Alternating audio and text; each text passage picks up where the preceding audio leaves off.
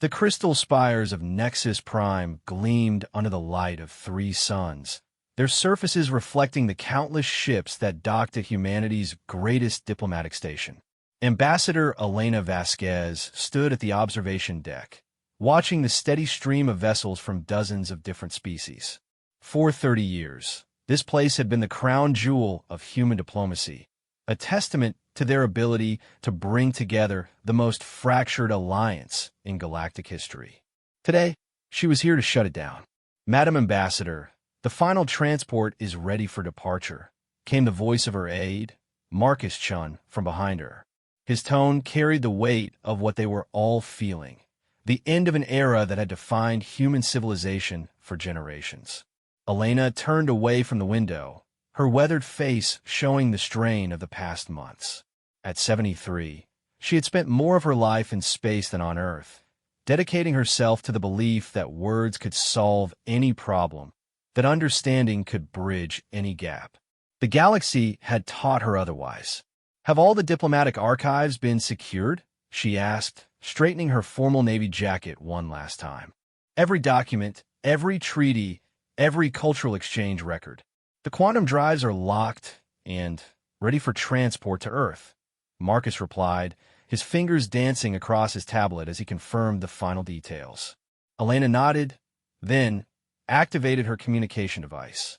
The message would go out simultaneously to every member species of the Galactic Council, to every trade partner, to every ally humanity had cultivated over 3 decades of patient, careful diplomacy.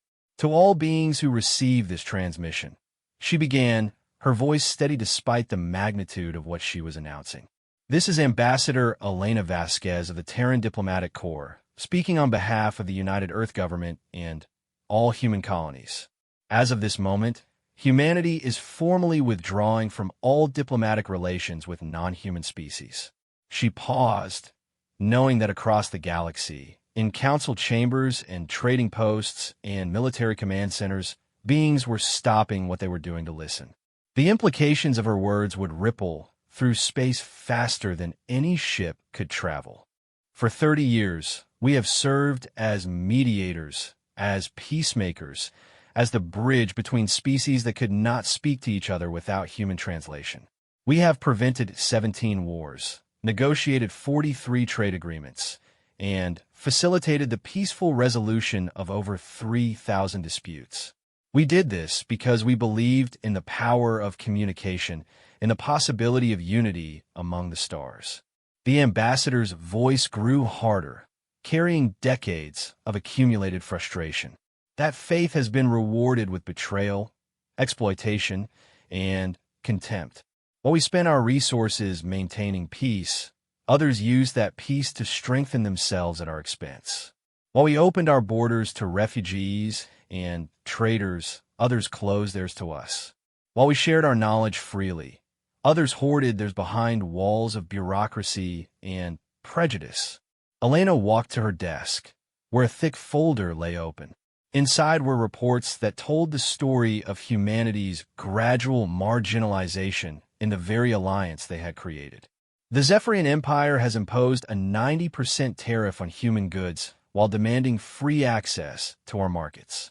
The hegemony of Kithara has claimed 17 human colonies as disputed territory based on archaeological evidence they refuse to share with neutral arbitrators. The collective has banned human researchers from accessing the Galactic database while continuing to demand our contributions to its maintenance. She turned each page as she spoke, her voice remaining calm even as she listed grievance after grievance. The Void Swimmers have declared human space travelers to be biologically contaminated and quarantine any vessel that has carried humans, effectively cutting us off from 1/3 of known trade routes. The Silicon Sovereignty has stolen 37 human technological innovations, patenting them under their own names while claiming humans lack the intellectual sophistication for true invention. The list went on. Each member species of the Galactic Council had, in their own way, taken advantage of humanity's commitment to peaceful resolution. They had treated human patience as weakness, human generosity as stupidity, human diplomacy as a tool to be exploited rather than a bridge to be honored. We have filed 1,247 formal complaints with the Galactic Council over the past 5 years, Elena continued. Of these, exactly 31 have been addressed, and of those 31, only 7 were resolved in humanity's favor. The Council has repeatedly ruled that human concerns are premature, culturally biased, or insufficient to warrant intervention. She closed the folder and looked directly into the camera. We are done asking for justice. We are done begging for fairness. We are done pretending that our commitment to peace will eventually be reciprocated. Effective immediately, all human diplomatic missions are closing. All human mediators are being recalled. All human peacekeeping forces are being withdrawn. The weight of those words settled over the galaxy like a shroud. For 3 decades, human diplomats had been the oil that kept the galactic machinery running smoothly. They had been translators, mediators, and neutral parties in thousands of disputes. Without them, the carefully balanced alliance that governed interstellar civilization would have to find new ways to function. To those species that have honored their agreements with humanity, we offer continued trade and cooperation on a bilateral basis. You may contact Earth directly to negotiate new arrangements. To those that have not, Elena's voice carried a cold finality. You are on your own. She ended the transmission and stood in the sudden silence of the observation deck. Through the crystal walls, she could see the first alien vessels beginning to undock from Nexus Prime, their captains no doubt scrambling to contact their home governments, to understand what this sudden withdrawal meant for their own plans and ambitions. Marcus approached her carefully. Ma'am, we're receiving thousands of incoming transmissions. Every government in the galaxy wants to speak with you. Elena smiled for the first time in months. Then, they should have thought of that before they spent 30 years ignoring us. Have a communications array shut down. We're going home. As the last human transport prepared to leave Nexus Prime, Elena took one final look at the station that had been her home for so long. The crystal spires would remain a monument to humanity's failed dream of galactic cooperation. But the humans who had made that dream possible were leaving, taking with them 3 decades of accumulated knowledge about every species, every culture, every secret weakness, and strength of their former allies. The galaxy was about to learn what happened when the peacemakers decided they had enough of peace. 3 days after the withdrawal announcement, the first crisis erupted. The HFY Mining Consortium, a joint venture between 7 different species, fell apart when the crystalline entities accused the hive minds of skimming profits. Normally, human arbitrators would have been called in within hours to mediate the dispute. Instead, the 2 species recalled their fleets and began massing for war. President Sarah Chun of Earth received the emergency transmission from consortium leader Vextar Crystalwing in her office in New Geneva. The insectoid being's image flickered on the holographic display, its compound eyes showing the strain of the crisis. President Chun, the consortium urgently requests human mediation in our dispute with the hive minds. We are prepared to offer substantial compensation for your services. Sarah looked at the transmission for a long moment before responding. She was Elena Vasquez's niece and had been elected on a platform of human independence from galactic politics. Her response was brief and final. The United Earth government no longer provides mediation services to non-human entities. We suggest you resolve your dispute through the Galactic Council's arbitration system. Vextar's antennae twitched in agitation. Respected President, the Council's arbitration system requires a minimum of 18 months to process a claim. The consortium cannot survive that long without resolution. Surely some accommodation can be reached. None, Sarah replied simply, and closed the channel. Within a week, the HFY Mining Consortium had dissolved completely. The crystal entities and hive minds went to war over the mining rights, drawing in their respective allies and creating the first multi-species conflict in 12 years. The war would last 8 months and devastate 3-star systems before exhaustion forced a ceasefire. But that was only the beginning. The trilateral trade agreement between the aquatic republics, the nomad fleets, and the garden worlds had depended on human translators to navigate the complex web of cultural taboos and linguistic nuances that made direct communication nearly impossible. Without human mediators, negotiations for the agreement's renewal broke down completely when a nomad fleet captain accidentally used what the aquatics considered a grave insult in their greeting. The aquatic republics imposed an immediate embargo on all trade with the nomad fleets. The nomads, dependent on aquatic-controlled water sources, retaliated by raiding Garden World agricultural shipments. The Garden Worlds called in their mutual defense pacts, and within 2 weeks, a three-way war had erupted that would consume the resources of all three civilizations for years to come. The pattern repeated itself across the galaxy. The Peace of Kepler Station, which had ended a century-long war between the Machine Collective and the Biological Purity Movement, began to crumble when both sides accused the other of violations that human observers would previously have investigated and resolved. The Great Library Accords, which govern access to the galaxy's collected knowledge, fell apart when species began withholding information from their traditional enemies without human arbitrators to enforce sharing agreements. Within 6 months of humanity's withdrawal from galactic politics, for separate wars had erupted, 12 major trade agreements had collapsed, and the Galactic Council itself was paralyzed by procedural disputes that would have taken human diplomats hours to resolve. Elena Vasquez watched the chaos unfold from her retirement home in the Swiss Alps, where she tended a small garden and wrote her memoirs. The former ambassador felt no satisfaction in being proven right, only a deep sadness for what might have been. Her peaceful retirement was interrupted by a visit from General Patricia Hayes, the head of Earth's intelligence services.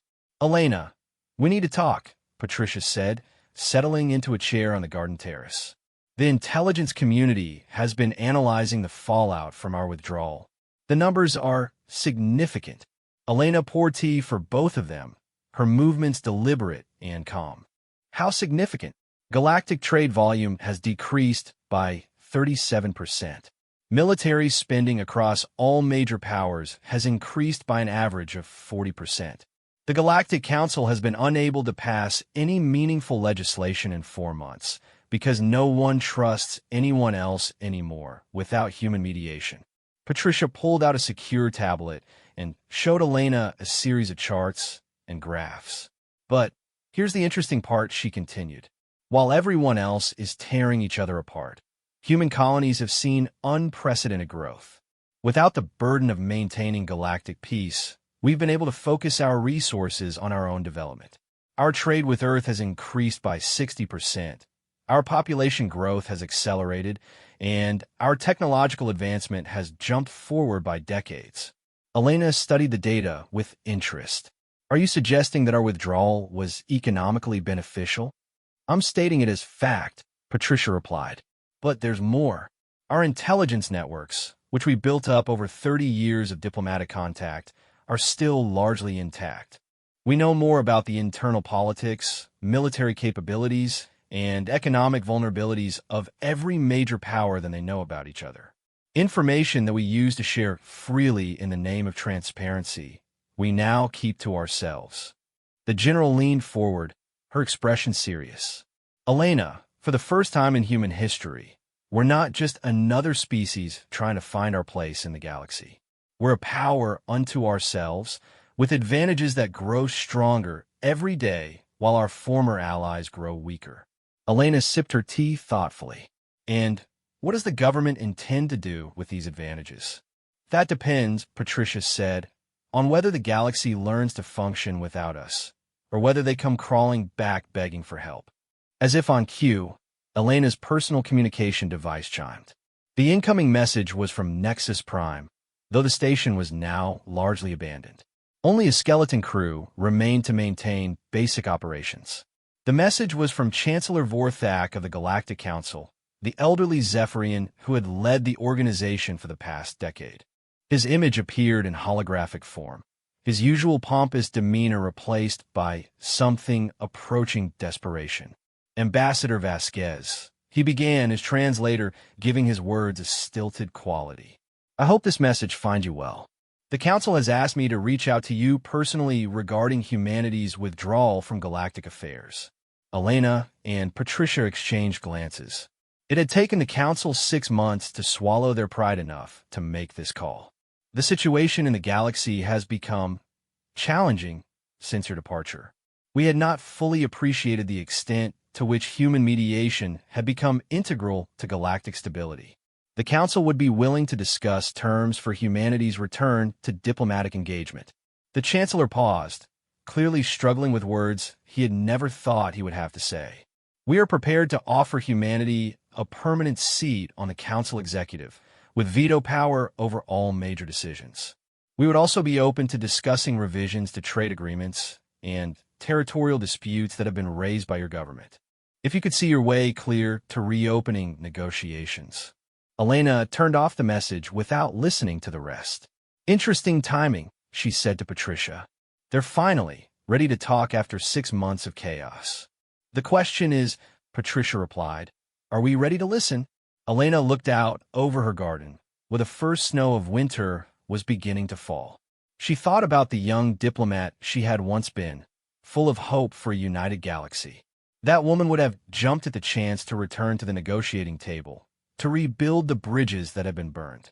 But Elena Vasquez was no longer young, and she had learned the hard way that respect was something that had to be earned, not freely given.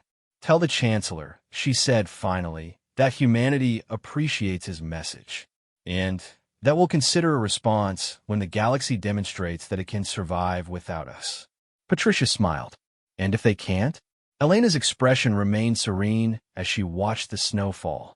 Then, they'll learn what it really costs to lose the humans. The message Elena sent back to Chancellor Vorthak was brief and polite, but its implications were clear to anyone who understood diplomacy. Humanity was no longer the eager junior partner in galactic civilization. They had become something far more dangerous, a power that was willing to wait. The galaxy was about to discover that patience, when wielded by those who had been forced to learn it the hard way, could be the most devastating weapon of all. Admiral Zhang Wei stood on the bridge of the ESS Harmony, humanity's most advanced exploration vessel, as it approached the Kepler Station battlefield. The massive space station, once a symbol of interspecies cooperation, now drifted in ruins among the debris of 100 destroyed ships. This was where the Machine Collective and the Biological Purity Movement had finally settled their ancient grudge by destroying everything they had once fought to protect. Analysis complete, Admiral, reported Commander Sarah Kim from the tactical station. 17 different ship designs in the debris field, representing at least 8 separate species. Energy signatures suggest the battle lasted approximately 6 days. No survivors detected. Zhang nodded grimly as he studied the tactical display. The destruction was absolute. Not just the military vessels, but the station itself had been gutted. The great library that had once housed the collected knowledge of 47 civilizations was nothing but twisted metal and scattered data cores. What triggered the final confrontation? He asked. Based on our intelligence intercepts, Kim replied, it started with a trade dispute. Both sides claimed ownership of a deuterium shipment. Without human arbitrators to verify the documentation, each side accused the other of fraud. Within 72 hours, they had called in their full fleets. Zhang walked to the observation deck and looked out at the debris field. 2 years had passed since humanity's withdrawal from galactic politics, and scenes like this had become common across known space. What the aliens called the Great Unraveling was accelerating beyond anyone's predictions. Sir, incoming transmission from Earth Command, announced Communications Officer Torres. The holographic image of Fleet Admiral Jackson materialized beside Zhang. The older man's face showed the strain of managing humanity's new position in galactic affairs. Zhang, I need you to alter course immediately. The aquatic republics have formally requested human assistance with the nomad situation. Zhang raised an eyebrow. Assistance? I thought they were the ones who declared us culturally incompatible last year. They were. Apparently, cultural compatibility becomes less important when your civilization is facing extinction. Jackson's expression was grim. The nomad fleets have blockaded every water world in aquatic space. Without access to their breeding grounds, the aquatic birth rate has dropped by 90% in the past 18 months. The admiral pulled up a star map showing the aquatic territories. Nearly three-quarters of their systems were now under nomad control, and the remaining aquatic fleets were trapped in an ever-shrinking pocket of space. What are they offering in return for our help? Zhang asked. Full access to their hydroponic technology, exclusive trading rights to their biopharmaceuticals, and formal recognition of human territorial claims to the Centauri cluster. Zhang whistled softly. The Centauri cluster contains some of the richest mining systems in known space, but the aquatic republics had claimed it based on ancient territorial agreements that predated human spaceflight. For decades, they had refused to even discuss the matter. And if we refuse, he asked, then the aquatic civilization ceases to exist within 6 months, and the nomad fleets gain control of the largest water reserves in the galaxy. Zhang considered the implications. The nomads were already drunk on their recent victories against the Garden Worlds. Adding aquatic resources to their growing empire would make them a major threat to human expansion in the Outer Rim. What does Earth Command recommend? Jackson's smile was cold. We help them, but on our terms and at our price. The days of human charity are over, Zhang. If they want our mediation, they pay for it. If they want our protection, they earn it. And if they want our forgiveness for 30 years of insults and exploitation, they beg for it. The transmission ended, and Zhang turned to his crew. Set course for Aquatic Prime, and send word to the nomad leadership that humanity is willing to serve as neutral mediators in their dispute with the aquatics. Sir, Commander Kim asked, are we taking sides? Zhang's expression remained neutral. We're doing what we've always done, Commander. We're keeping the peace. The difference is that now we get paid for it. The journey to Aquatic Prime took 5 days, during which Zhang received daily briefings on the deteriorating galactic situation. The reports made for sobering reading. The Ferrosite War had expanded to include 7-star systems and was showing no signs of ending. The crystalline entities had developed new weapons specifically designed to shatter hive mind neural networks, while the hive minds had created biological viruses that could corrupt crystalline matrix structures. Both sides had crossed lines that made eventual reconciliation nearly impossible.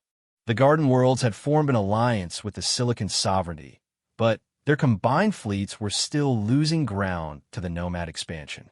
The Sovereign's technological superiority was meaningless against an enemy that fought with pure numbers and had no fixed installations to defend.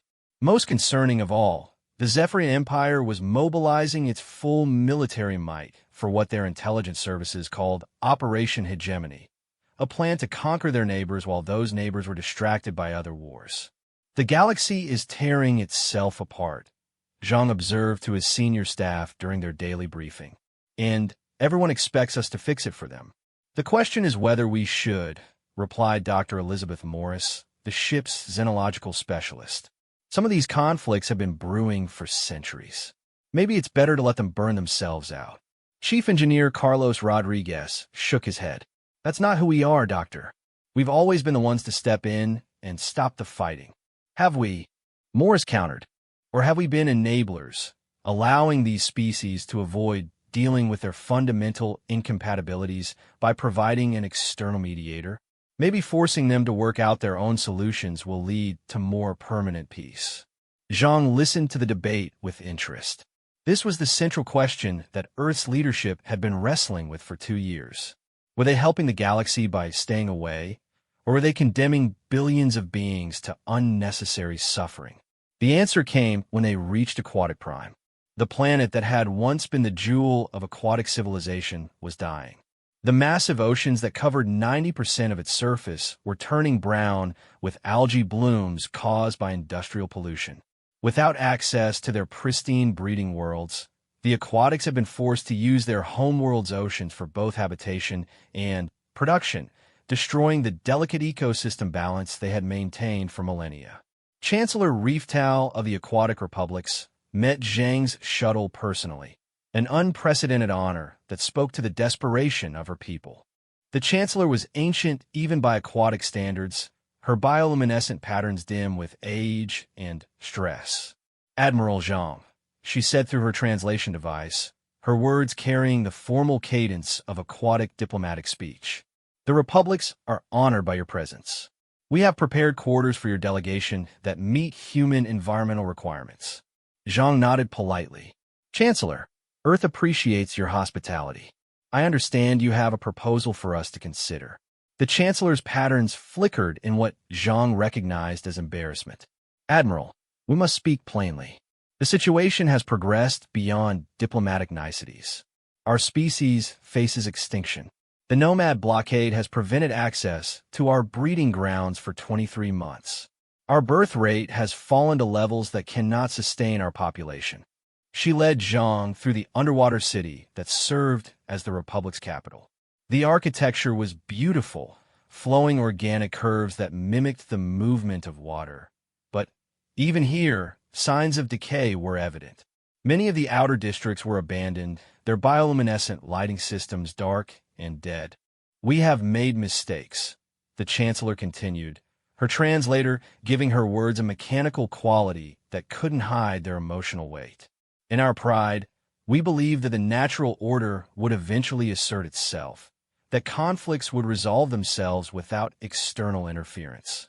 We thought humanity's withdrawal would force the galaxy to mature, to find better ways of resolving disputes. They entered a vast chamber where hundreds of aquatic officials floated in specialized tanks, their patterns creating a complex light show as they communicated in their native bioluminescent language. The conversation stopped as Zhang entered, thousands of eyes turning to study the human who might hold the key to their survival. Instead, the Chancellor said, "We have learned that some species are fundamentally incompatible. The nomads see us as a resource to be exploited. Our water worlds exist only to serve their needs. They have no interest in coexistence, only domination." Zhang had read the intelligence briefings. The nomad fleets were exactly what their name suggested, a civilization built around constant movement and expansion. They had no homeworld, no fixed territories, only an endless migration that consumed resources and moved on. For them, the aquatic worlds were simply the next stop on an infinite journey. What specifically are you asking of humanity? Zhang asked. The Chancellor's patterns shifted to what Zhang recognized as supplication, a display that would have been unthinkable from the proud aquatics just a few years earlier. We ask for mediation with the nomad leadership. We are willing to offer them access to our outer systems in exchange for preservation of our core breeding worlds. We believe human diplomats could craft an agreement that serves both people's needs. Zhang considered the request. It was reasonable, and under the old system, human mediators would have been arranging such negotiations within days. But the old system was dead, killed by 30 years of thankless service and accumulated insults. Chancellor, Zhang said carefully, humanity no longer provides free mediation services. If you wish to retain human diplomatic assistance, we would need to discuss terms. The Chancellor's patterns dimmed further. What terms would Earth find acceptable? Zhang activated his tablet and displayed a document that had been prepared by Earth's diplomatic corps months earlier. It was titled Standard Terms for Mediation Services, and it was unlike any agreement the galaxy had seen before. First, humanity requires exclusive territorial rights to the Centauri cluster and all associated mining operations. Second, we require preferential trading status with the republics, including technology transfers that were previously classified. Third, we require permanent basing rights for human fleets in aquatic space. The Chancellor studied the terms, her patterns flickering through several different emotional states. These were not the conditions of a helping hand extended to an ally. They were the demands of a power negotiating from strength. These terms are, she began then, stopped herself. What word could she use?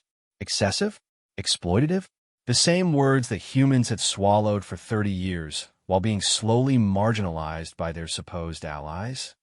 These terms are acceptable, she said finally, if you can save our species.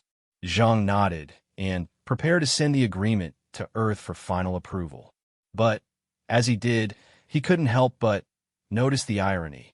For 3 decades, humanity had offered these same services for free, asking only for respect and fair treatment in return. Now that they were finally receiving both, it came at a price that would fundamentally alter the balance of power in the galaxy. The negotiations with the Nomad fleets took place aboard Zhang's ship 3 days later. The Nomad delegation arrived in a massive fleet of interconnected vessels that moved through space like a living organism. Their society was unlike anything else in the galaxy. Individuals who lived their entire lives in motion, who knew no permanent home except the endless journey between stars. Fleet Speaker Corvain represented the Nomads in the negotiations. He was a tall, lean being whose people had evolved in zero gravity, with elongated limbs and oversized lungs adapted for life in artificial environments. His people's culture was based on movement and acquisition. They took what they needed from each world and moved on, leaving others to deal with the consequences. Human Admiral, Corvain said through his translator, his voice carrying the rhythmic quality of someone accustomed to speaking over engine noise. We are curious about your proposal. The aquatic worlds contain resources we require. Why should we negotiate when we can simply take what we need? Zhang had studied nomad psychology extensively during the journey. They were pragmatists above all else, driven by efficiency rather than ideology. They would negotiate only if the alternative was more costly than agreement. Fleet Speaker, Earth's intelligence suggests that your current campaign against the aquatics is consuming resources faster than you can acquire them. Your fleets are having to maintain siege positions for months at a time, preventing them from exploring new resource opportunities. Zhang activated a holographic display showing the economic analysis Earth computers had prepared. Additionally, the aquatics are destroying their own infrastructure rather than letting it fall into your hands. At current rates, by the time you achieve total victory, the water world you're fighting for will be too damaged to serve your needs. Corvain's expression didn't change, but Zhang could see him processing the information. The nomad leader had been in charge of his people's expansion for decades. He understood resource calculations better than most economists. What alternative do you propose, Human Admiral? A partition agreement. The aquatics retain their core breeding worlds and maintain sustainable population levels. Your fleets gain exclusive access to the outer water worlds and mining rights throughout aquatic territory. Both species get what they need most. And humanity gains what from this arrangement? Zhang smiled. Humanity gains a peaceful outcome that serves our interests. Continued warfare in this sector interferes with our trade routes and expansion plans. It was the truth, though not the complete truth. Humanity also gained everything the aquatics had agreed to pay for mediation services, plus the strategic advantage of being seen as the power that could impose its will on conflicts across the galaxy. The negotiations took 18 hours. Zhang's team worked with both sides to craft an agreement that gave each species enough of what they wanted to make peace more attractive than war. It was delicate work, requiring an understanding of both cultures that only humans possessed after decades of diplomatic contact. When the agreement was finally signed, both the aquatics and the nomads seemed surprised at how reasonable the terms were. They had expected to make more sacrifices, to give up more of their core interests. Instead, they found themselves with a deal that served their needs better than continued warfare. How did you do that?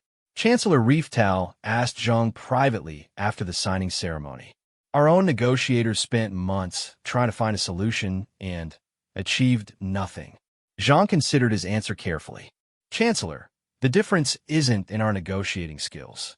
The difference is that we approach this as neutral mediators rather than interested parties. We crafted terms that served both of your people's actual needs rather than your stated demands. Could we not have reached such an agreement on our own? Possibly, Zhang admitted. But Both your species spent so much time focusing on what you couldn't accept that you never explored what you actually needed. Sometimes an outside perspective is necessary to see solutions that are invisible from within a conflict. The Chancellor's patterns shifted to contemplation. Is this why the galaxy has become so unstable since humanity's withdrawal? Because we have lost that outside perspective. Zhang didn't answer directly, but his silence was response enough. The return journey to Earth gave Zhang time to reflect on what humanity had accomplished. They had ended a war that could have consumed two civilizations, secured valuable resources and strategic positions for humanity, and demonstrated that they remained the galaxy's most capable mediators. But they had also fundamentally changed the nature of their role in galactic affairs. Where once they had been peacemakers driven by idealism, they were now service providers operating from calculated self-interest. The galaxy was learning to pay for the stability that humans had once provided freely. The question was whether this new arrangement would prove more sustainable than the old one. Zhang suspected it would. Respect based on fear and necessity was often more reliable than respect based on gratitude and goodwill. A week after his return to Earth, Zhang was summoned to a briefing with the entire senior command staff. President Chun presided over the meeting, her expression serious as she reviewed reports from across the galaxy. The aquatic situation was resolved successfully, she began, but it represents only one crisis among dozens. Our intelligence services report that major conflicts are brewing in at least 6 other sectors. The Galactic Council has been paralyzed for months by procedural disputes, and the economic damage from trade disruption is beginning to affect human colonies as well. She activated a holographic display showing the current state of galactic civilization. Large sections were colored red, indicating active warfare. Yellow areas showed economic disruption or political instability. Only a few regions remained green, indicating normal operations. The question we face is fundamental, President Chun continued. Do we continue our selective intervention policy, helping only those who meet our terms? Do we attempt to restore our former role as universal mediators? Or do we step back entirely and let the galaxy sort itself out? Fleet Admiral Jackson spoke first. Madam President, selective intervention is working. We're gaining resources, territory, and strategic advantages while our competitors weaken themselves through warfare. From a purely strategic standpoint, the current approach serves humanity's interests perfectly. Dr. Morris disagreed. Admiral, that's a dangerously short-sighted view. The galaxy is an interconnected system. If enough of it collapses, the resulting chaos will eventually reach us as well. Refugees, economic disruption, military threats. We can't remain isolated forever. General Patricia Hayes, head of intelligence, offered a different perspective. The real question is what kind of power we want to be. For 30 years, we were the galaxy's servants, always available, always willing to help, never asking for anything in return.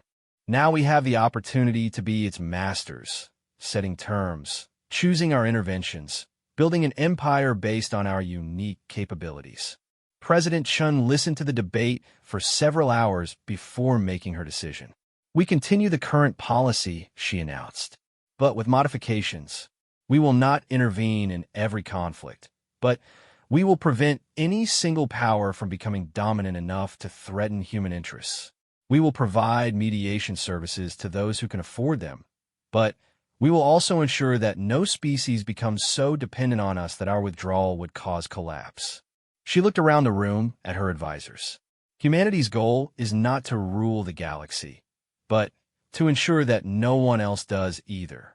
We will be the balancing force that keeps all powers in check, the mediators who prevent any conflict from growing large enough to destabilize the entire system. It was a complex strategy that would require careful management and constant attention.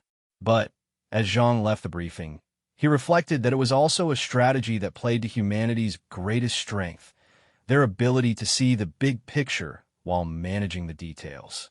The galaxy was learning that humans could be generous friends or expensive allies. The choice of which relationship to pursue was entirely up to them. The Zephyrian Imperial Palace on Ether Prime had never seen such desperate activity. Emperor Sylphaner the Magnificent paced through the crystal corridors as his advisors scrambled to present him with increasingly dire reports. For 6 months, Operation Hegemony had proceeded exactly as planned, with Zephyrian forces systematically conquering their neighbors while those neighbors were distracted by other conflicts. Now everything was falling apart. "Your Imperial Majesty," gasped Defense Minister Krelvac as he entered the throne room, his usually pristine robes disheveled from his rush through the palace corridors. "The situation at the Tritium front has deteriorated beyond our worst projections." Emperor Sylphaner, whose species measured status by the elaborate crystalline growths that adorned their bodies, turned his attention to the minister. The Emperor's crystals were among the most magnificent in Zephyrian history, but today they seemed dim with worry. "Explain," he commanded, his voice carrying the harmonics that marked him as nobility among his people. Krelvac activated a holographic display that showed the current positions of Zephyrian forces across 3 sectors. What had once been a coordinated advance now resembled a scattered collection of isolated units. "The Garden World Defense Alliance has requested human mediation in our territorial dispute. Our intelligence indicates that Earth has agreed to provide services in exchange for exclusive access to the Elysium agricultural zones." The Emperor's crystals flashed with anger. The Elysium zones produce the most valuable biological compounds in the galaxy, resources that the Zephyrians had planned to claim as part of their expanding empire. "More concerning," Krelvac continued, "is that the humans are also mediating between the Silicon sovereignty and the hegemony of Kythera. Both conflicts were proceeding in our favor until human diplomatic intervention changed the strategic balance." On the display, the areas that had been marked for Zephyrian conquest were now either neutral zones under human oversight or actively defended by newly formed alliances that had emerged from human-mediated peace agreements. "How is this possible?" the Emperor demanded. "Human forces have not been engaged in combat. Their fleets remain in their own territory." "That's precisely the problem, Majesty," replied Foreign Minister Velterra, whose own crystals bore the blue tint that marked her as a specialist in interspecies relations. "They don't need to fight us militarily. Every time we move to secure a new system, they offer mediation services to our targets. Every time we break an existing agreement, they provide alternative arrangements to the affected parties." The Emperor studied the strategic map with growing frustration. The Zephyrian military was the most powerful in the galaxy. Their crystal-based technology gave them advantages in both offensive and defensive capabilities that no other species could match. But military superiority was useless when the enemy refused to engage in direct combat. For example, Velterra continued, "When we claimed the Mordian system based on ancient territorial rights, the Mordians requested human arbitration. The humans ruled that while our historical claims have merit, the current inhabitants have established legitimate settlement rights. They proposed a joint administration agreement that gives us mining access while preserving Mordian sovereignty. That's more than we would have gained through conquest," observed Admiral Tormek, the commander of the Imperial fleet. "Yes," Velterra agreed, "but it's not total control. And, more importantly, it establishes a precedent that human mediation can override Zephyrian imperial claims. Every species in our expansion path now knows they have an alternative to submission." The Emperor was beginning to understand the magnitude of the problem. For centuries, Zephyrian expansion had followed a simple pattern: identify weak neighbors, overwhelm them with superior force, integrate their territories into the empire. The system had worked because smaller species had no choice but to submit or face destruction. Now humanity had given them a third option. Species facing Zephyrian expansion could request mediation, knowing that human diplomats would craft agreements that preserve their essential interests while giving the Zephyrians enough to make negotiation more attractive than conquest. "What are our options?" the Emperor asked. Admiral Tormek stepped forward. "We could engage human forces directly. Our fleet's superiority would allow us to." "No," the Emperor cut him off. "Direct warfare with humanity would trigger mutual defense agreements with dozens of species. We would face a coalition war that could destroy the Empire." Defense Minister Krelvac offered another alternative. "We could refuse to recognize human mediation agreements and proceed with our original conquest plans, and be painted as the aggressors who reject peaceful solutions," Foreign Minister Velterra replied. "We would face the same coalition war, but with humanity and their allies claiming moral authority." The Emperor was quiet for several minutes, his crystals cycling through the complex color patterns that indicated deep thought among his people. Finally, he reached a decision that would have been unthinkable just a few years earlier. "Request a meeting with Earth's diplomatic corps," he ordered. "If humanity wishes to involve itself in our expansion, then perhaps we should explore what they want in return." The message from the Zephyrian Empire reached Earth 3 days later, and its implications were immediately understood by President Chun and her advisors. For the first time since humanity's withdrawal from galactic politics, a major power was actively seeking negotiation rather than reluctantly accepting mediation. "This is a significant development," observed Secretary of State Rodriguez during the emergency cabinet meeting convened to discuss the Zephyrian request. "They're essentially admitting that our mediation strategy has been effective enough to disrupt their expansion plans." General Hayes agreed. "Our intelligence suggests that Operation Hegemony has been completely derailed. Instead of conquering 12 systems in 6 months, they've gained control of only 3, and those under circumstances that make future expansion much more difficult." President Chun studied the strategic implications on her display screen. The Zephyrian Empire had been the galaxy's sleeping giant, a massive military power that had remained largely contained within its traditional borders. Their sudden expansion had threatened to destabilize the entire galactic balance of power. "What do they want from us?" she asked. "Based on preliminary communications," Rodriguez replied, "they want to negotiate a sphere of influence agreement. They get guaranteed control over certain territories in exchange for accepting human mediation in other disputes." In other words, Chan said, they want to legitimize their expansion by getting our approval for it. That's essentially correct. They're offering to work within our mediation framework if we agree to terms that serve their imperial ambitions. Chen considered the offer carefully. The Zephyrian Empire was too powerful to simply contain through mediation. Eventually, they would either find ways around human diplomatic intervention or resort to direct military action. But they were also too dangerous to allow complete freedom of expansion. "What would we gain from such an arrangement?" she asked. General Hayes activated a new display showing human strategic interests throughout the galaxy. "A sphere of influence agreement would give us formal recognition as the galaxy's primary mediating power. It would also establish precedents for dealing with other expansionist civilizations." "More immediately," added Secretary Rodriguez, "the Zephyrians are offering us access to their crystal technology and exclusive trading rights to the rare minerals that power their civilization." President Chun had been briefed on Zephyrian crystal technology during her first days in office. It represented advances in energy storage and weapons systems that were centuries ahead of human capabilities. Access to such technology would give humanity significant advantages in both military and civilian applications. "There's also the strategic consideration," General Hayes continued. "If we can establish a working relationship with the Zephyrians, we prevent them from seeking alternative arrangements with other powers. A controlled expansion under human oversight is preferable to uncontrolled expansion in defiance of our mediation." The president made her decision. "Arrange the meeting, but make it clear that any agreement will be on our terms, not theirs. They approached us, which means they need us more than we need them."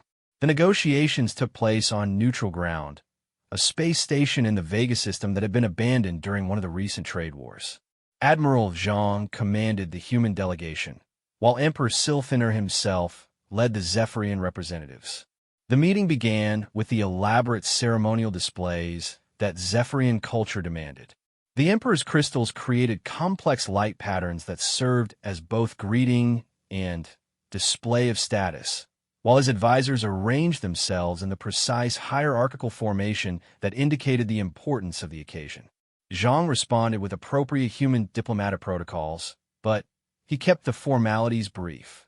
Everyone present understood that this was a negotiation between equals, not a diplomatic courtesy between allies. Emperor Silthaner, Zhang began, Earth appreciates your willingness to engage in direct dialogue. We understand that the Zephyrian Empire wishes to discuss territorial arrangements. The Emperor's translator rendered his response in the formal cadence of imperial speech. Admiral Zhang, the Empire seeks to establish clear boundaries for legitimate expansion while preventing unnecessary conflicts with species under human protection. It was a carefully worded statement that acknowledged human authority while avoiding any admission of Zephyrian weakness. Zhang appreciated the diplomacy, even as he prepared to test its limits. What specific arrangements does the Empire propose? He asked. Foreign Minister Velterra stepped forward to present the Zephyrian position. She activated a holographic star map that divided the local galactic region into distinct zones of influence. The Empire proposes the following framework, she began. Sectors designated as Zephyrian expansion zones would be subject to imperial claims without human intervention. In exchange, the Empire would respect human mediation in neutral zones and accept binding arbitration for disputed territories. Zhang studied the proposed boundaries with interest. The Zephyrians were offering to give up about 40% of their planned expansion in exchange for guaranteed access to the remaining 60%. It was not an unreasonable offer, but it would fundamentally alter the balance of power in the galaxy. What guarantee would humanity have that the Empire would respect these boundaries? Zhang asked. The Empire's word, the Emperor replied, his crystals flashing with what Zhang recognized as mild offense. Zephyrian agreements are binding for all time. Zhang nodded politely, but he had studied enough Zephyrian history to know that their interpretation of agreements could be quite flexible when circumstances changed. Emperor, Earth would require more concrete assurances. Perhaps we could discuss specific enforcement mechanisms. The negotiations continued for 3 days. Both sides probed for weaknesses, tested boundaries, and explored alternatives. Zhang's team brought decades of experience in interspecies diplomacy to bear on the problem, while the Zephyrians demonstrated the ruthless pragmatism that had built their empire. Gradually, a framework emerged that served both people's core interests. The Zephyrian Empire would gain recognition of its claims to 12 systems that were currently disputed by smaller species. In exchange, they would accept human mediation for all other territorial disputes and provide Earth with access to their crystal technology and rare mineral resources. More significantly, the agreement established humanity as the galaxy's official arbiters of territorial disputes. Any species could request human mediation, but the decision of human arbitrators would be binding on all parties. This changes everything, observed Dr. Morris during a private consultation with Zhang. We're essentially becoming the galaxy's supreme court for territorial issues, which means we gain veto power over any major expansion by any species, Zhang replied. No empire can grow beyond certain limits without our approval. And if they try anyway, then they face the combined opposition of everyone who benefits from the current system. We'll have created a coalition of interests that supports human mediation because it serves their needs. When the final agreement was signed, both Zhang and Emperor Silthaner understood that they had created something unprecedented in galactic history. For the first time, a major power had voluntarily accepted limits on its expansion in exchange for legitimacy and stability. The implications rippled across the galaxy within hours of the announcement. Species that had been preparing for Zephyrian conquest now found themselves with guaranteed protection under human arbitration. Powers that had been considering their own expansion were forced to reconsider their plans in light of the new framework. Most significantly, the Galactic Council found itself facing irrelevance. While its members debated procedures and protocols, real decisions were being made through human mediation. The Council's authority had been based on the consent of its members, but that consent was rapidly being transferred to a power that actually delivered results. Chancellor Vorthak of the Galactic Council recognized the threat to his organization immediately. Within a week of the Zephyrian Agreement, he sent urgent messages to the leaders of every major power, calling for an emergency session to address humanity's unauthorized assumption of galactic authority. The response he received was not what he had expected. The aquatic republics, secure in their new agreement with humanity, declined to attend. The Garden World Alliance, benefiting from human protection against Zephyrian expansion, sent only junior representatives. The Silicon Sovereignty, engaged in human-mediated trade negotiations, requested postponement of any major decisions pending the completion of their current agreements. Even species that had not yet engaged directly with humanity began to hedge their bets. The Crystal Singers announced their intention to request human mediation for their border dispute with the hive minds. The Wandering Stars indicated their interest in human arbitration for resource allocation in the Outer Rim. "It's over," Chancellor Vorthak said to his deputy during their private meeting in his office on Nexus Prime. The once grand station now felt like a monument to irrelevance, its empty corridors echoing with the ghosts of past diplomatic triumphs. "The Council still has legal authority," Deputy Chancellor Zexaler replied, but his words carried no conviction. "Legal authority without practical power is worthless," Vorthak observed. "The humans have created a system that actually works. Agreements are honored, disputes are resolved, trade flows freely. What does the Council offer in comparison? Endless debate and compromise solutions that satisfy no one." He looked out at the space around Nexus Prime, where only a handful of ships remained. The station that had once been the center of galactic civilization now served mainly as a historical curiosity. "Should we approach the humans ourselves?" Zexaler asked. Perhaps they could be persuaded to work within the Council framework rather than replacing it entirely. Vorthak's laugh was bitter. "They tried that for 30 years. We ignored them, marginalized them, and took their contributions for granted. Now they've built a better system without us." The Chancellor activated his communication system and began composing a message that would formally dissolve the Galactic Council. It was an admission of failure that would mark the end of an era, but it was also a recognition of reality. "The galaxy has moved beyond us," he said to his deputy. "The age of collective governance is over. The age of human arbitration has begun." Back on Earth, President Chun received reports of the Council's dissolution with mixed feelings. She had not sought to destroy the galaxy's governing institutions, only to protect humanity's interests. But the Council's collapse was inevitable once species began choosing effective mediation over empty symbolism. "What are our responsibilities now?" she asked her advisors during their daily briefing. "Half the galaxy is looking to us for leadership, while the other half is either at war or preparing for it." General Hayes provided the military perspective. "Our capabilities are growing, but they're not unlimited. We can mediate disputes and enforce agreements in key regions, but we cannot police the entire galaxy." Secretary Rodriguez offered the diplomatic view. "We don't need to police everything. We only need to maintain the stability that serves our interests. Some conflicts may be beneficial if they prevent other powers from growing too strong." President Chin nodded thoughtfully. The strategy of selective intervention was working, but it required constant attention and careful balance. Too much involvement would overextend human resources, while too little would allow the emergence of threats to human interests. "Our goal remains the same," she decided. "We prevent any single power from dominating the galaxy while building our own strength and influence. We are arbitrators, not rulers, but we ensure that our arbitration serves humanity's long-term interests." As the meeting ended, President Chun reflected on how much the galaxy had changed since Elena Vasquez's announcement 3 years earlier. Humanity had gone from marginalized junior partners to the supreme arbiters of galactic civilization. The transformation had been driven not by conquest or coercion, but by the simple demonstration that human methods actually worked.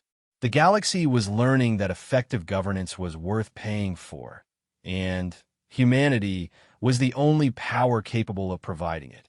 The question was no longer whether other species would accept human leadership, but whether humanity was prepared for the responsibilities that leadership entailed. The answer to that question would determine the shape of galactic civilization for centuries to come. 3 years after the dissolution of the Galactic Council, the galaxy had settled into a new equilibrium. Human-mediated peace agreements governed relations between most major powers. Trade flowed along routes protected by human arbitration, and conflicts were resolved through negotiations rather than warfare.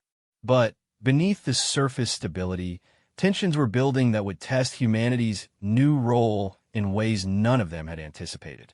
Dr. Sarah Chamartinez, the president's daughter and now Earth's chief xenosociologist, stood before the assembled representatives of humanity's diplomatic corps in the briefing hall of New Geneva.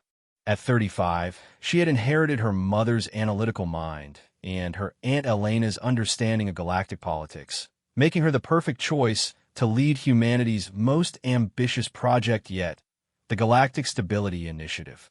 "Ladies and gentlemen," she began, her voice carrying the authority of someone who had grown up watching the transformation of human civilization, "we are facing a crisis that threatens everything we've built over the past 5 years." The holographic display behind her showed a map of the galaxy divided into different colored zones. Most of the core systems were green, indicating stable human-mediated agreements.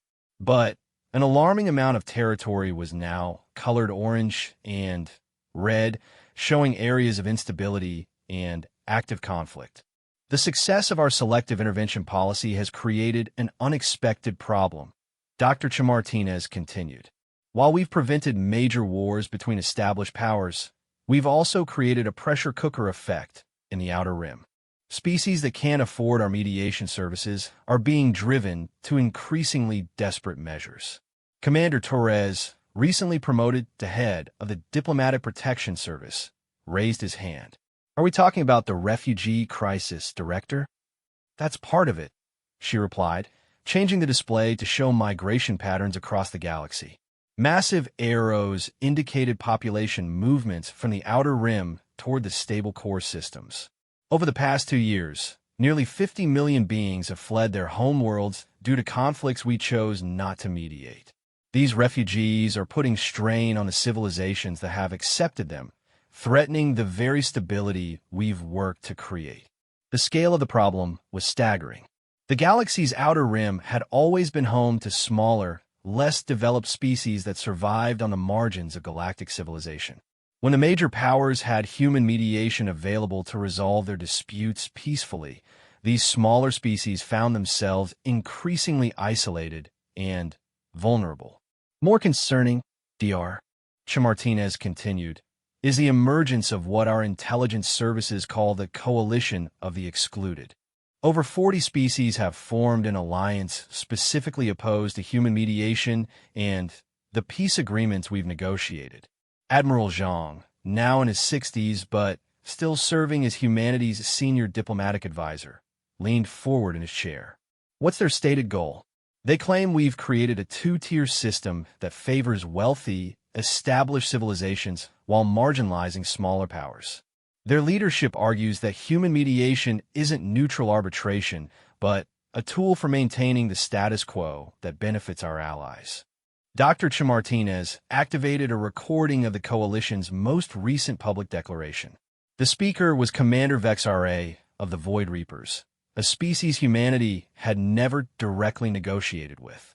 The humans speak of peace and stability, the reptilian being declared to a gathering of hundreds of species representatives. But their peace exists only for those who can afford their prices. Their stability benefits only those who are already powerful. We, The excluded face extinction not through war, but through irrelevance. The recording showed the enthusiastic response of the gathered species, beings who had been pushed to the margins of galactic civilization by the new order humanity had created. They have legitimate grievances, observed Dr. Elena Vasquez, now serving as a senior advisor despite her advanced age. We created a system that works wonderfully for major powers, but offers nothing to species that lack the resources to pay for our services. President Chun, now in her second term, nodded grimly. And if we try to extend free mediation to every species in the galaxy, we'll overextend ourselves and risk losing control of the agreements we've already negotiated. General Hayes presented the military intelligence perspective. The coalition has been building its forces for 18 months. They've developed new weapons technologies specifically designed to counter our advantages, and they've begun coordinating their military strategies. The display showed intelligence estimates of coalition capabilities. While individually weak, the 40-plus species in the alliance had combined their resources to create a significant military force. More concerning was their tactical approach. They had studied human mediation methods and developed strategies specifically designed to make peaceful resolution impossible. Their plan appears to be forcing us into direct military confrontation, General Hayes continued. They've identified key systems where attacks would require us to choose between military intervention or allowing our mediated agreements to collapse. Dr. Chamartinez highlighted several star systems on the map. They've already begun probing actions against our allies. The attack on the Garden World Agricultural Station last month was a test. They wanted to see if we would respond with force to protect agreements we had negotiated. And we didn't, President Chin observed. We opened negotiations instead, which they interpreted as weakness, or as consistency with our principles, countered Admiral Zhang. If we resort to military force every time someone challenges our agreements, we become just another imperial power, imposing our will through strength. The debate that followed reflected the fundamental tension at the heart of humanity's galactic role. They had built their authority on the principle that disputes could be resolved through negotiation rather than force. But what happened when faced with opponents who rejected negotiation entirely? There's another complication, Dr. Chamartinez announced, activating a new display. The Zephyrian Empire has been making overtures to coalition members. Our intelligence suggests they're offering military support in exchange for territorial concessions. The implications were immediately clear to everyone in the room. If the Zephyrians joined the coalition, the balance of power would shift dramatically. The Empire's advanced military technology, combined with the coalition's numbers, could create a force capable of challenging human authority directly. Why would the Zephyrians risk their agreements with us? Asked Commander Torres. Admiral Zhang answered grimly. Because they've been analyzing our mediation patterns and realized we've been limiting their expansion more than they initially understood. Every agreement we've negotiated has included subtle restrictions on imperial growth. President Chen studied the strategic display with growing concern. The system humanity had created was under threat from multiple directions. Refugee flows that strained allied resources, a coalition of excluded species building military strength, and the potential defection of a major power whose ambitions conflicted with human-maintained stability. What are options? She asked. General Hayes presented the military solution. We could launch preemptive strikes against coalition staging areas, demonstrating that challenges to human authority will be met with overwhelming force. That would destroy everything we've built, Dr. Vasquez objected. If we become a military empire, we lose the moral authority that makes our mediation effective. Secretary Rodriguez offered an alternative. We could extend our mediation services to coalition members, offering them the same access to conflict resolution that major powers enjoy. At what cost? President Chen asked.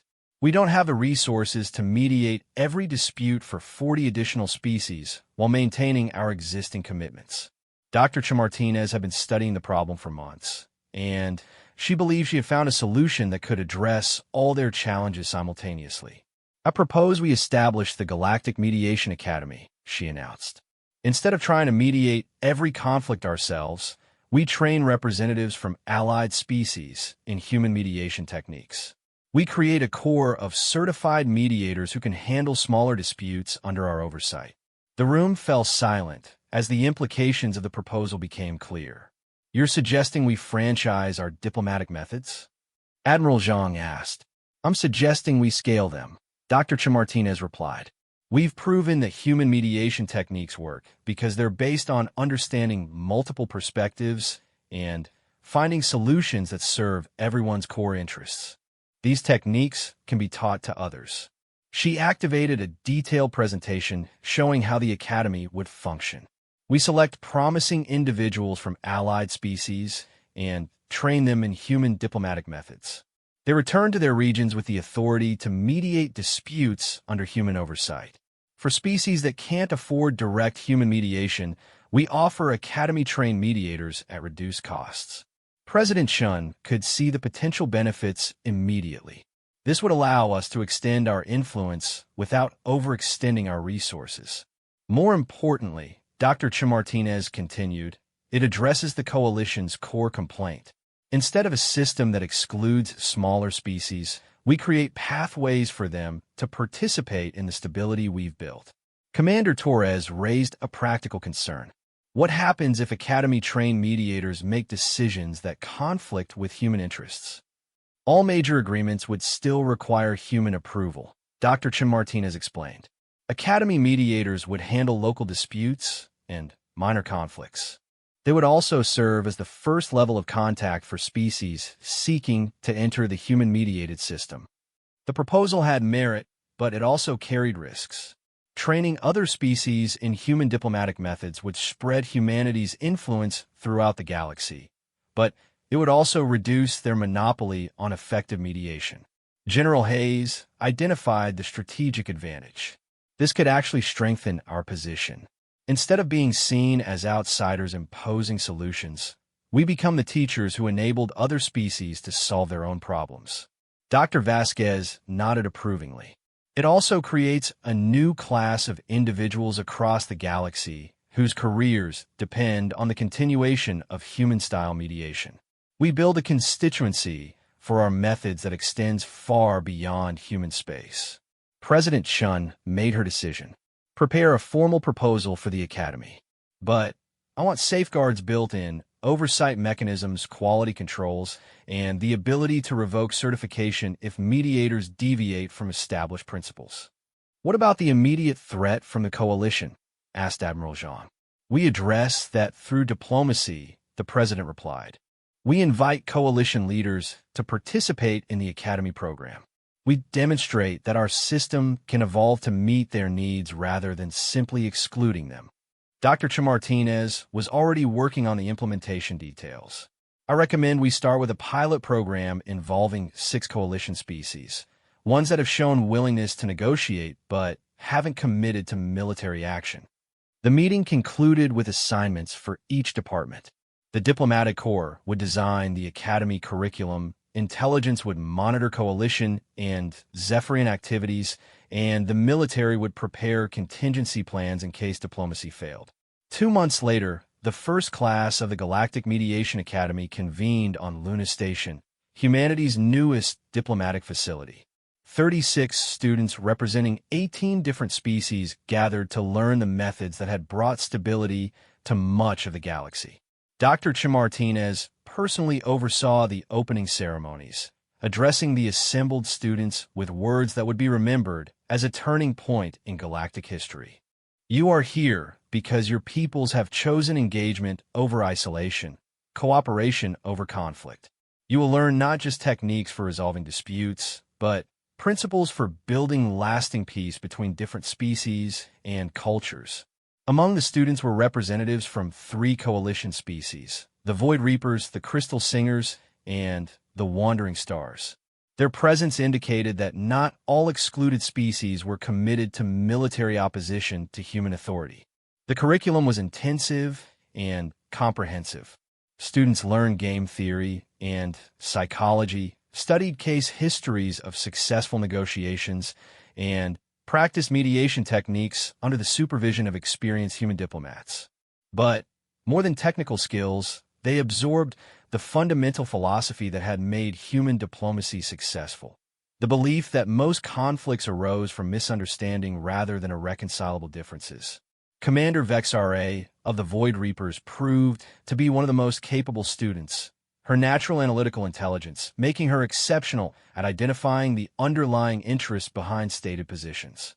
During a practice session mediating a mock trade dispute, she demonstrated an intuitive understanding of the process that impressed even her human instructors.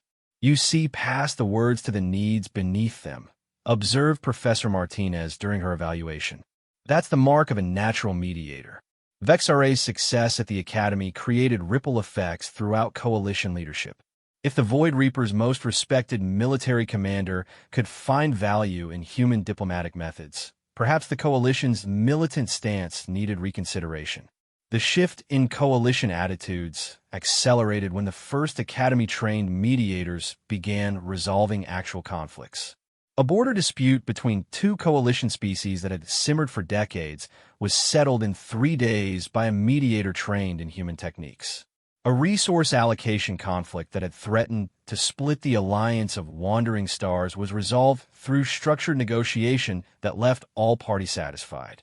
Within 6 months, requests for Academy-trained mediation were overwhelming the program's capacity. Species that had initially rejected human authority were now seeking access to human-developed methods through their own trained representatives. The Zephyrian Empire watched these developments with growing concern. Emperor Silthaner convened his war council to assess the changing galactic landscape. "The humans have outmaneuvered us again," observed Foreign Minister Velterra. "Instead of being forced to choose between overextension and allowing chaos, they've created a system that extends their influence while reducing their direct involvement." Admiral Tormik disagreed. "This could be an opportunity. If the humans are training others in their methods, we could learn those methods ourselves and reduce our dependence on human mediation." "You missed the point," the Emperor replied, his crystals flashing with frustration. "The humans haven't just created a technique, they've created a culture. Every species that learns their methods becomes invested in their system. They're building loyalty through education rather than force." The Emperor understood that the Galactic Mediation Academy represented a fundamental shift in how power operated in the galaxy. Instead of control through superior strength or economic dominance, humanity was creating influence through the voluntary adoption of their methods by other species. "What are our options?" he asked his advisors. "We could demand our own training slots in the Academy," suggested Foreign Minister Velterra. "If we understand their methods better, we might find ways to work within them more effectively. Or we could accelerate our alliance with the coalition," Admiral Tormek countered. "Strike before their new system becomes fully established." The Emperor considered both options. The Academy represented a threat to Zephyrian independence, but military action against humanity would be extremely costly and might unite the entire galaxy against the Empire. "We will request Academy participation," he decided, "but we will also continue developing our contingency plans. If human methods prove incompatible with Imperial ambitions, we will need alternatives." The Zephyrian request for Academy participation created a diplomatic crisis for humanity. Including the Empire's representatives would legitimize the program in the eyes of major powers, but it would also give the Zephyrians intimate knowledge of human diplomatic techniques. President Chun discussed the issue with her senior advisors in the White House Situation Room. "If we exclude them, we prove that the Academy is just another tool for controlling who has access to effective mediation," argued Secretary Rodriguez. "If we include them, we risk training our most dangerous potential opponent in our own methods." Dr. Chamartinez offered a different perspective. "The Zephyrians are already studying our methods through observation of our negotiations. Academy training would give them formal knowledge, but it would also bind them to the ethical principles we teach." Admiral Zhang supported inclusion. Every species we train becomes invested in the success of mediated solutions. The Zephyrians could become our strongest supporters if they see how well the system serves their interests. General Hayes remained skeptical, or they could become more effective opponents if they understand exactly how our mediation works. The debate continued for hours, touching on questions of trust, strategic risk, and the long-term vision for galactic governance. Finally, President Chun made a decision that would define the next phase of human galactic leadership. We include them, she announced, but with conditions. Zephyrian Academy students will be closely monitored, and their training will emphasize the philosophical foundations of mediation, not just the techniques. If they're going to learn our methods, they'll also learn our values. The announcement that the Galactic Mediation Academy would accept students from all species, including coalition members and major powers, marked the beginning of a new era in galactic civilization. For the first time since humans had achieved spaceflight, they had created an institution that other species actively sought to join rather than one they imposed through superior strength or economic pressure. The Academy's influence grew exponentially as its graduates returned to their homeworlds carrying not just mediation skills, but a new understanding of how different species could work together despite their differences. They became ambassadors for human diplomatic philosophy, spreading the belief that cooperation was more profitable than conflict, that understanding was more valuable than dominance. Within 2 years, Academy-trained mediators were operating in every major sector of the galaxy. They handled hundreds of disputes that would previously have escalated into military confrontations. They facilitated trade agreements that increased prosperity across multiple star systems. They created frameworks for cooperation between species that had never before found common ground. The coalition of the excluded gradually dissolved as its member species found pathways into the human-mediated system through Academy training. The military buildup that had once threatened galactic stability was redirected toward peaceful development projects overseen by Academy-trained coordinators. Even the Zephyrian Empire found itself changing as its Academy-trained diplomats began applying human mediation methods to internal imperial disputes. The rigid hierarchy that had defined the empire for centuries began evolving toward more collaborative governance structures that incorporated input from conquered species. But perhaps the most significant change was in humanity itself. As they trained thousands of students from dozens of species, humans learned as much as they taught. The Academy became a center for the development of new diplomatic techniques that incorporated insights from every galactic civilization. Dr. Martinez, now director of the Academy, reflected on these changes during the graduation ceremony for the program's 10th class. We began this institution to extend human influence throughout the galaxy, she told the assembled graduates. But we discovered that true influence flows both ways. You have taught us as much as we have taught you, and together we have created something greater than any single species could achieve alone. As she looked out at the diverse group of beings preparing to return to their homeworlds as certified mediators, DR, Martinez realized that humanity had accomplished something unprecedented in galactic history. They had not conquered the galaxy or imposed their will upon it. Instead, they had transformed it by teaching others to solve problems the way humans did, through understanding, negotiation, and the patient search for solutions that served everyone's interests. The galaxy was becoming more human not through force or coercion, but through the voluntary adoption of human values by species that had learned those values could serve their needs better than the alternatives.